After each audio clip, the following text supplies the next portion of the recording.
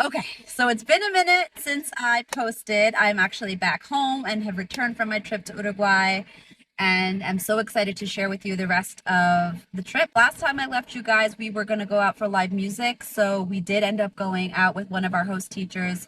She took us out for live music. We saw a band. It was great. We did a little bit of dancing, and then the next day we went for a more scenic tour, saw a lot of really pretty landscapes. So we found a Rivera sign, which we, all of course posed with. We had went to go see the U20 football game, soccer game, and it was really exciting because Uruguay won, and they were the U20 world champions, and that was a really, really cool thing to get to witness in Uruguay while it happened, and just seeing the energy in the streets and all the cars honking and people dancing and singing and having a great time. I checked out a local spot for empanadas and fries, and it was probably the best empanadas I had while I was there. And the fries had this like hot sauce already on it, which was really good.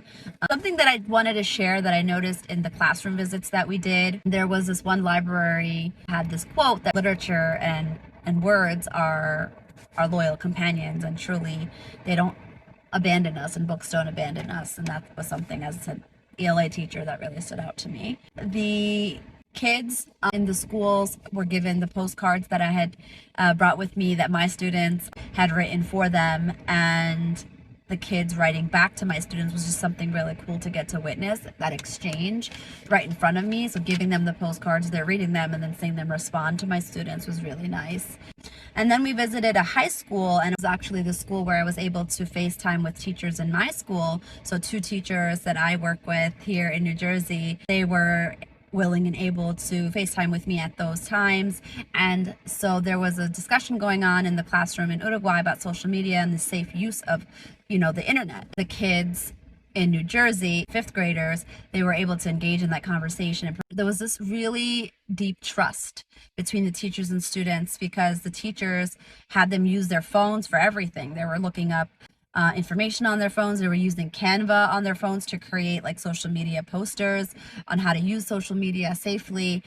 And there was no question of like they're going to go off on some other tab, or they're going to be texting their friends, or then they would WhatsApp the teacher the link or the document that the teacher would then display for the whole class to see whatever they were working on. Really interesting means of communication and a sign of trust. So we went to this cart and we got the most delicious dulce de leche in a churro.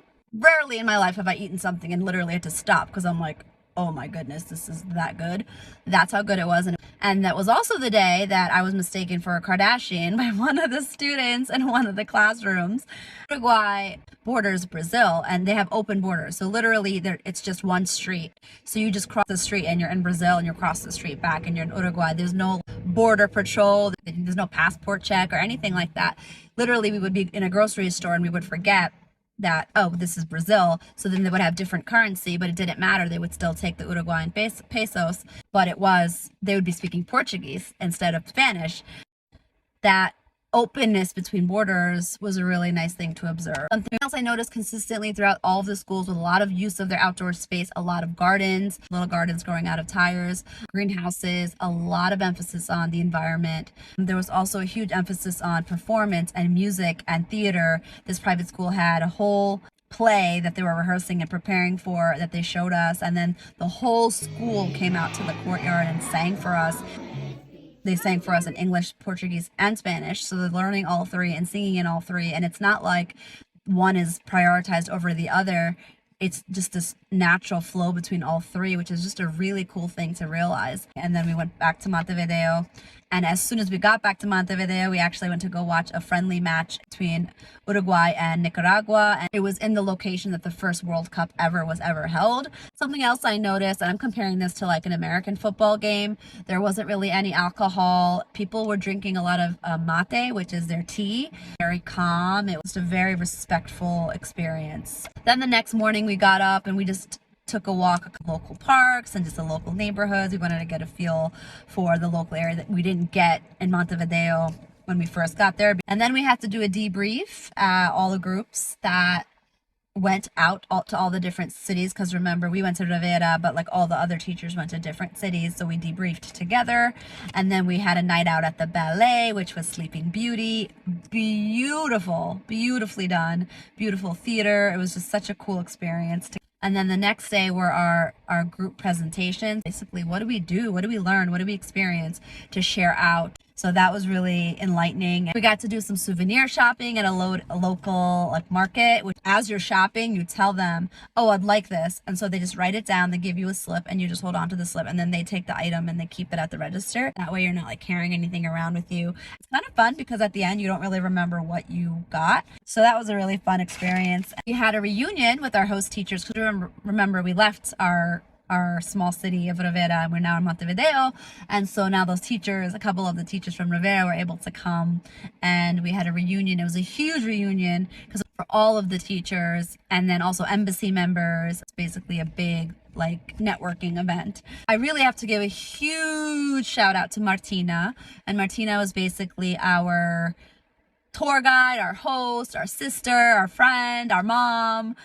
She was the one who kept us on schedule. She was the one she was our contact person. She was the one who would basically advise us on where to go and when. She was the one making sure we got our flights and our buses and our trains and, our translator. Just amazing, amazing job. In grocery stores or basically in most of the shopping places that we went. So you basically, as soon as you walk in, you leave all your stuff in the locker.